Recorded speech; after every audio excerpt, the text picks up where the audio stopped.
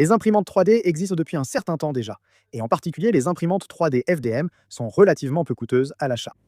Toutes mes imprimantes 3D sont de type FDM. Elles fonctionnent avec une buse très chaude qui extrude du plastique fondu, semblable à un pistolet à colle, pour empiler de nombreuses couches et créer une pièce en 3D. Vous avez sans doute vu des gens imprimer en 3D des modèles réduits d'avions radiocommandés. J'ai moi-même conçu et imprimé mon propre modèle d'avion il y a environ 2 ans, en 2016. Les choses ont beaucoup changé. Aujourd'hui, je vais vous montrer comment concevoir et imprimer en 3D vos propres composants légers pour modèles réduits d'avions ou autres usages. Passons maintenant à Fusion 360, le logiciel de CAO que j'utilise. And Et faisons un croquis d'un cylindre. cylinder. Donc je vais le faire 100 mm de diamètre. Et ensuite, faisons une épaisseur de paroi de 0,4 mm. Donc 0,4 mm, c'est le diamètre de la buse de mon imprimante 3D et ce sera très probablement aussi le diamètre de votre buse. C'est la taille de buse standard pour les imprimantes 3D de nos jours. Et vous pouvez probablement utiliser une buse d'imprimante 3D plus petite pour imprimer des pièces vraiment fines et légères. Cependant, je vais vous montrer comment vous pouvez configurer votre logiciel de découpe pour qu'il fonctionne, quel que soit le diamètre de votre buse. Donc si je fais juste extrude ce disque à 100 mm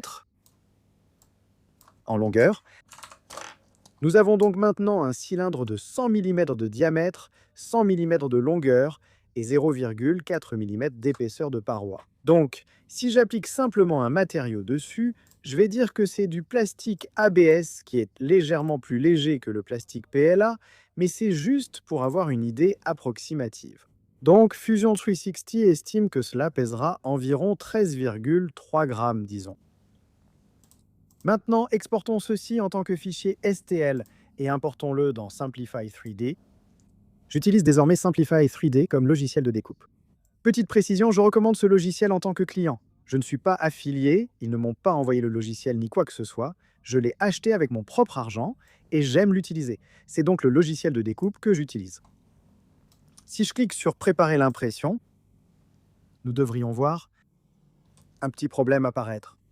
Maintenant, cela apparaît parce que la buse, ou pardon, le logiciel de découpe, n'autorise pas l'imprimante à imprimer quoi que ce soit de plus fin que 0,4 mm. Et quand ça s'incurve en biais, certaines parties pour le logiciel de découpe semblent faire moins de 0,4 mm, et il ne les détecte tout simplement pas. Donc la seule façon de contourner ce problème, ou du moins une façon de le contourner, c'est d'augmenter l'épaisseur des parois au double du diamètre de la buse. Donc maintenant, nous avons une pièce qui théoriquement pèsera 2 fois plus. Donc si j'importe ça dans Simplify 3D, et ensuite je clique sur Préparer à imprimer, nous avons un cylindre correct. Comme vous pouvez le voir, la pièce a une paroi extérieure, enfin, elle a techniquement 2 parois extérieures, mais il y a le disque extérieur ou le cylindre extérieur, puis le cylindre intérieur. Et le poids total est d'environ 34,4 grammes. Et oui, c'est le double du poids que nous voulons obtenir. Fusion 360 a estimé 13, quelque chose grammes, 13 grammes. Donc oui, c'est à peu près le double, voire un peu plus. Donc, en 2016, quand j'ai conçu mes premiers avions imprimés en 3D, je vais vous montrer comment j'ai contourné ce problème. Ce que je faisais, c'est que j'extrudais la pièce comme un solide.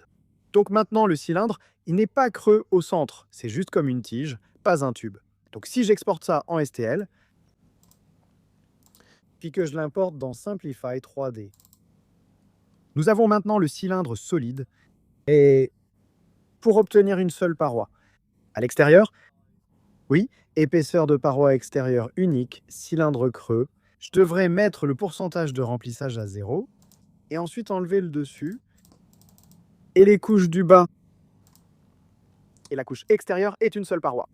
Et voilà, nous avons un cylindre qui est creux au centre et qui pèse maintenant 17,3 grammes. Donc un peu plus lourd que l'estimation de fusion, mais le PLA est légèrement plus dense. Donc maintenant, nous avons ce cylindre réussi, un joli cylindre léger. Le problème qui se pose maintenant est le suivant. comment concevoir quelque chose à l'intérieur du cylindre. Par exemple, si nous voulons ajouter une nervure de renfort ou un support pour des composants électroniques, nous avons un petit problème car dans le logiciel de tranchage, cela ressemble à ceci, mais dans le logiciel de CAO, cela ressemble à cela. Je ne sais pas pour vous, mais je ne comprends pas comment concevoir un solide à l'intérieur d'un autre. Je ne pense pas que la physique fonctionne vraiment comme ça. Maintenant, je vais mettre un lien vers la vidéo que j'ai faite en 2016 sur la façon dont j'ai conçu mon avion. Cela a été fait grâce à des astuces assez complexes pour configurer le programme de CAO afin qu'il fonctionne avec le logiciel de découpe, ou du moins pour tromper le logiciel de découpe afin de construire certains solides.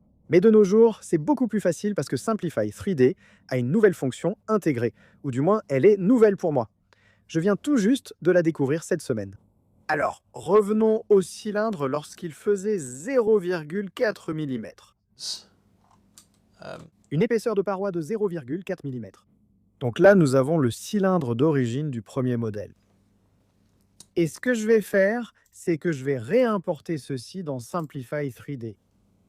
Et ensuite, si nous allons dans les paramètres du processus, qui se trouve dans le coin, là où vous réglez tous les paramètres de votre imprimante 3D, je ne sais pas si cela est disponible dans un autre slicer. Je n'ai que Simplify 3D et je n'ai vraiment utilisé que Simplify 3D. Donc cela pourrait être disponible par exemple dans Cura ou dans n'importe quel autre slicer, mais je n'en suis pas totalement sûr. Mais si on va dans les paramètres, qu'on clique sur l'onglet Avancé et qu'on regarde la section Comportement des parois fines, il y a ici un menu déroulant. Par défaut, il est sur périmètre uniquement. Mais si on autorise les parois à simple extrusion, alors le chevauchement de périmètre autorisé, je l'ai réglé à 50%. La valeur par défaut est d'environ 15 à 20%. Je pense qu'en gros, c'est, disons, si vous avez un mur et puis un autre mur relié à un certain angle, c'est le chevauchement là où ils se rejoignent. Donc je l'ai simplement réglé à 50%, juste au hasard. Et ça semble bien fonctionner avec certaines des impressions que j'ai faites. Donc en modifiant ces deux paramètres, cliquez sur OK puis préparez l'impression. Et maintenant, nous avons un cylindre à parois simple. Pour le cylindre à parois simple précédent aussi, vous voyez 17,3 grammes. Donc maintenant, nous avons le cylindre qui apparaît comme un cylindre creux dans le slicer, ainsi que dans le programme de CAO. Nous pouvons désormais concevoir ce que nous voulons dans le cylindre, et le slicer saura le détecter. Maintenant, il y a quelques autres choses que je veux aborder. Et la prochaine chose est comment concevoir une nervure de renfort dans ce cylindre. Maintenant, dessinons simplement une esquisse. Sur ce plan.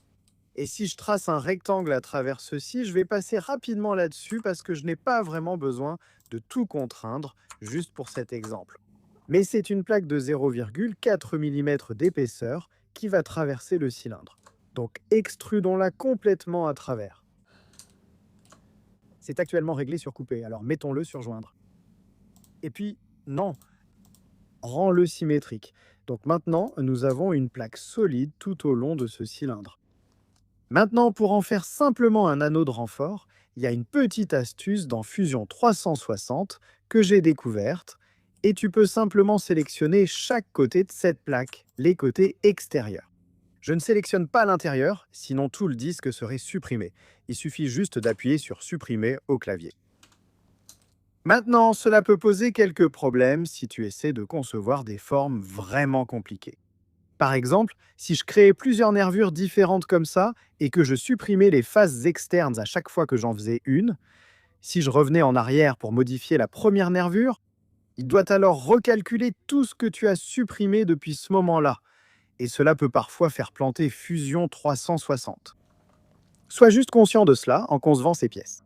Tu ne peux pas aller trop loin dans la complexité en supprimant tout cela. C'est délicat. C'est un peu de la triche dans Fusion 360, mais tu peux t'en sortir pour certains types de conception. Alors, maintenant, si tu veux creuser cet objet, tu peux dessiner une esquisse sur cette plaque. Ce que je fais, c'est simplement un décalage. Je le décale de 2 mm. Et maintenant, coupons ça. Donc maintenant, nous avons un bel anneau à l'intérieur de notre cylindre, qui, une fois imprimé, devrait empêcher le tube de perdre sa forme circulaire, vous savez, comme avec un rouleau de papier toilette. Vous pouvez l'écraser, alors qu'avec cet anneau, cela ajoutera un certain renforcement. Donc si j'exporte cela en STL et que je l'importe dans Simplify 3D, cliquez sur Préparer à imprimer. Voilà, nous avons donc le cylindre léger à parois simples avec une nervure de renfort dessus. Maintenant, le seul problème avec cela, c'est que vous devez toujours prendre en compte que les imprimantes 3D ne peuvent pas imprimer en plein air. Il y a une limite au porte-à-faux que vous pouvez avoir sur une pièce. Donc, par exemple, si j'essaye de vous montrer ceci, cet anneau ici a été imprimé sans support. Maintenant, vous pourriez ajouter un support à ceci, mais je ne vous le recommande pas parce que si vous aviez plusieurs anneaux le long de ce cylindre, il n'y aurait aucun moyen d'ajouter un support à chacun d'eux sans poser le support sur l'anneau précédent. Donc, ce que j'aimerais faire, c'est simplement cliquer sur Annuler jusqu'à revenir à l'esquisse. Se débarrasser de la contrainte, puis j'aime simplement l'incliner. Donc j'aime faire toutes les nervures de renfort à environ 45 degrés par rapport à l'horizontale. Et de cette façon, on n'a pas ces porte-à-faux, donc je vais simplement modéliser ça rapidement.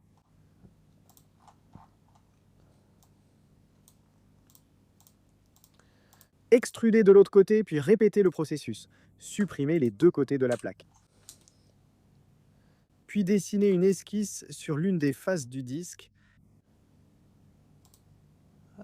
Faites un décalage de 2 mm.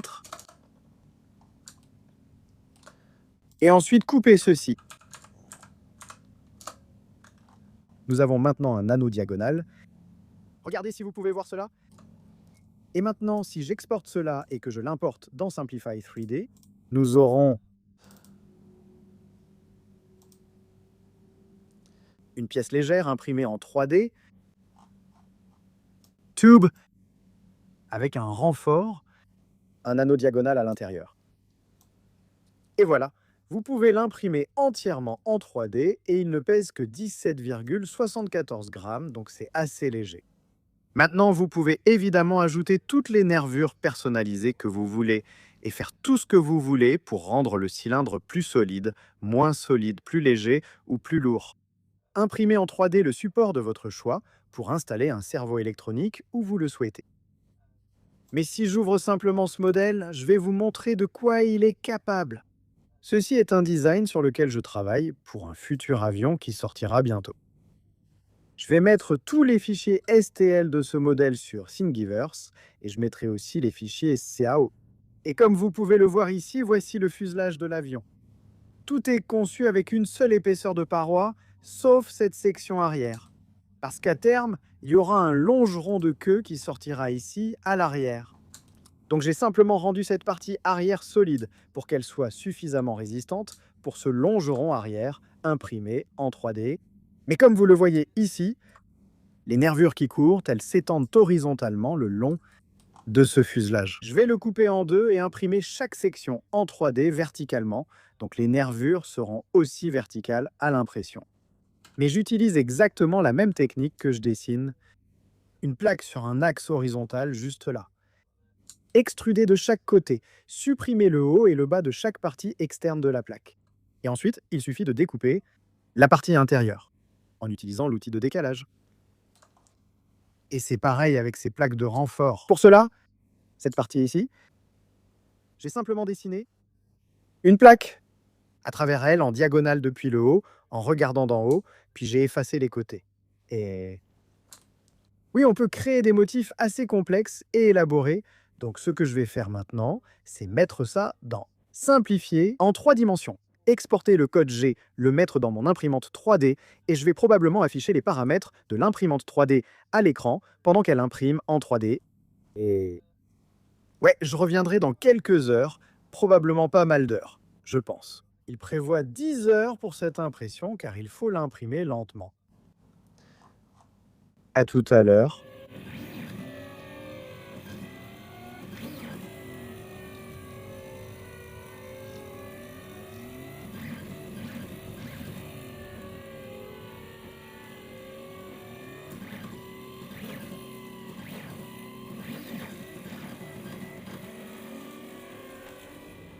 Donc, les pièces du fuselage imprimées en 3D sont terminées et elles sont vraiment réussies. J'ai eu quelques problèmes avec l'impression au début, c'était ma première tentative pour la partie arrière du fuselage. Une des couches s'est légèrement fendue et je pense que c'était dû à des réglages d'impression légèrement incorrects. Je l'ai imprimé un peu trop vite et il n'y avait pas assez d'extrusion non plus. Donc ce que vous voulez, c'est l'imprimer vraiment lentement et extruder un peu plus de plastique que d'habitude pour l'impression d'objets solides classiques. Ainsi, la couche est réellement intégrée et fond dans la couche du dessous. Donc par exemple, sur cette paroi, je ne peux pas. Je ne peux pas y passer mon doigt au travers. Si c'était une paroi, imprimée à température bien plus basse et rapidement, je pourrais passer mon doigt au travers. Les couches gelées sont vraiment solides sur cette pièce. Je vous conseille d'utiliser du plastique de haute qualité. Je préfère le PLA pour sa bonne adhérence entre les couches. J'ai testé l'ABS, mais il n'offre pas la même solidité. J'utilise du plastique PLA. Mon sponsor, 3D Print UK, fournit un filament 3D de qualité. Je mettrai le lien dans la description ci-dessous. Il est essentiel d'utiliser un filament de qualité, car un diamètre irrégulier pose problème. Tout le long, vous aurez des bosses étranges sur la finition et le résultat ne sera pas très joli. Maintenant, il y a quelques filaments à l'intérieur. C'est simplement parce que j'ai dû augmenter un peu l'extrusion, mais avec un décapeur thermique, ça va simplement fondre très facilement. Donc ce que je vais faire, c'est coller les deux moitiés ensemble, et ensuite nous devrions avoir un fuselage fonctionnel pour un avion. Maintenant, je vais utiliser de la colle CA, de la Superglue. Celle-ci vient d'un autre youtubeur appelé Rami RC. Vous avez peut-être déjà regardé ses vidéos, il m'a envoyé ceci et il vient d'atteindre 100 000 abonnés. Donc félicitations à Rami pour ça. Merci pour toute cette colle. Maintenant, c'est la partie délicate. Essayez de l'aligner. Ouais, je dois probablement m'entraîner à coller ces pièces, mais voilà, un fuselage d'avion imprimé en 3D, je remets le couvercle sur la colle. D'accord. Donc maintenant, vous vous demandez sûrement combien pèse ce fuselage. Eh bien, mettons-le sur la balance.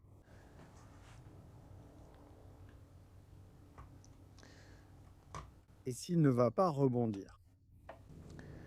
Donc, 58,8 grammes. Oui, environ 59 grammes. Ce qui n'est pas mal pour un fuselage de cette taille et pour le type d'avion sur lequel il sera monté. Maintenant, c'est évidemment un peu plus lourd que si vous le fabriquiez en carton mousse ou en balsa. Et en fait, j'ai ici un de mes anciens avions radiocommandés qui utilise un fuselage en carton mousse. Mais honnêtement, avec mes avions radiocommandés, la pire partie de la construction semble toujours être le fuselage. Je n'aime tout simplement pas construire le fuselage. C'est toujours compliqué d'essayer de le rendre relativement aérodynamique et aussi d'essayer d'y faire rentrer tous les composants. Lors d'un crash, le fuselage est souvent détruit en premier car il touche généralement le sol en premier. Alors qu'avec ce fuselage imprimé en 3D, oui, je suis sûr qu'en cas de crash, il s'autodétruira probablement aussi. Comme il ne demande aucun travail humain ni effort, je peux simplement cliquer sur « Imprimer ». Et un jour plus tard, j'aurai un tout nouveau fuselage, en plus d'être très aérodynamique grâce à la conception, en termes, vous savez, de flux d'air. Il y a aussi des supports de cerveau intégrés à l'intérieur qui vont contrôler l'élévateur arrière et la dérive à travers le tube. Donc, ça permet simplement d'ajouter quelques fonctionnalités de conception supplémentaires maintenant. Je n'ai jamais fait de tutoriel comme celui-ci auparavant, alors j'espère que ça vous a plu et que vous avez trouvé ça intéressant. J'espère que cela a donné envie à certains de créer leur propre fuselage. Comme je l'ai mentionné plus tôt, dans la vidéo, je vais publier les fichiers STL de ce fuselage sur Thingiverse.